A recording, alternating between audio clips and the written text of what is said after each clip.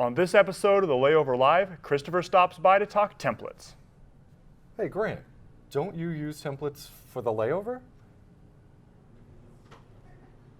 So yeah, we just take this, drop it in the template, and that's the episode. That's great, Grant. But isn't this episode about email marketing templates? Ooh, yeah it is. Man, we're really milking this intro, aren't we? Yeah.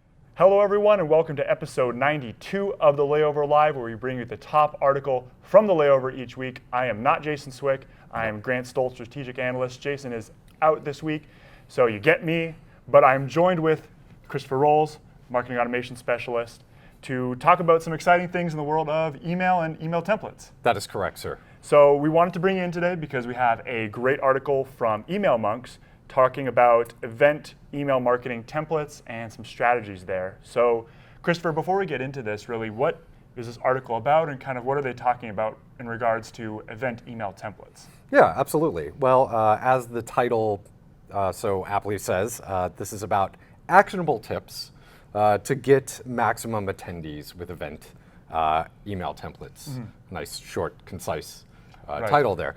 But I think that perfectly summarizes sort of the content of this particular piece, which is that there are things that could be done within your email templates that truly do optimize the content you're placing into it in order to ensure, first of all, deliverability. Secondly, that people are in fact engaging with the email, and then most importantly, that you're getting some sort of conversion on that. Awesome, so all good things. Yes. So really, all things we strive for. Exactly. So in this article specifically, they give a pretty large list of ideas, examples, and tips. What are some of the ones that you saw in there that I think are the most applicable to our viewers out there, and really the ones that kind of shown through this article? Yeah, great question, Grant. I would say first and foremost, and it's actually sort of first on their list, is USP. So you really need to know your unique selling point for the event and place that prominently in the email, probably in a hero image, right off the bat. They also recommend that you are utilizing video and perhaps mining for that particular veteran speaker or musician who happens to be the highlight of your event, mm-hmm. and including some sort of jump off for video content. And also some of the things that I really liked that they talk about was creating a sense of urgency through clear and concise content within the email and the subject lines that you're using, mm-hmm. As well as personalization, which I think is just something that's crept into email marketing and is expected at this point, as long as those data points are available to you, right. Of course. And then incorporating social media, which I thought was timely.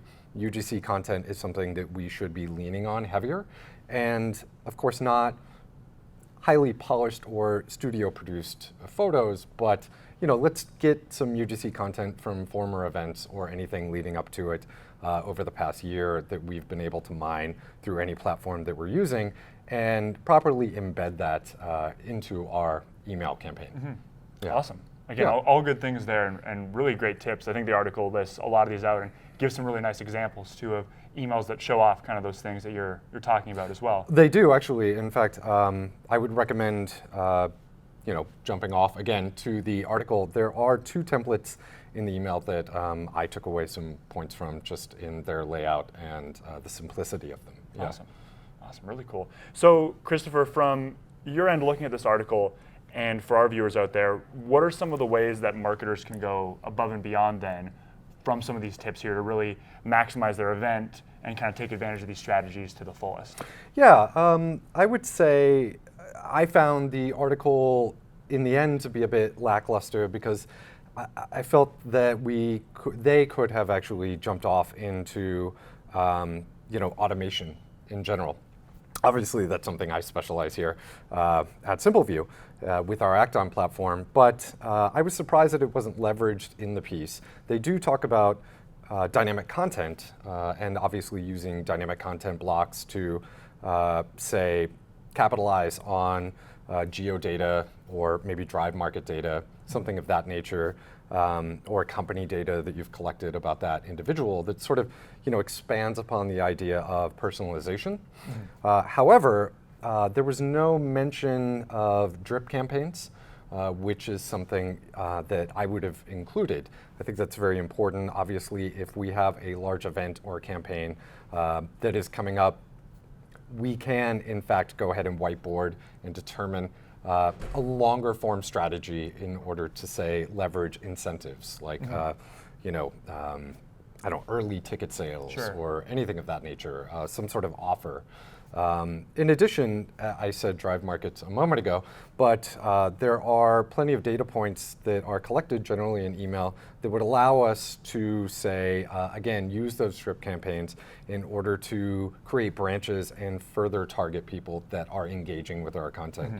So leveraging behavioral data in order to get a better message to those individuals who are engaging.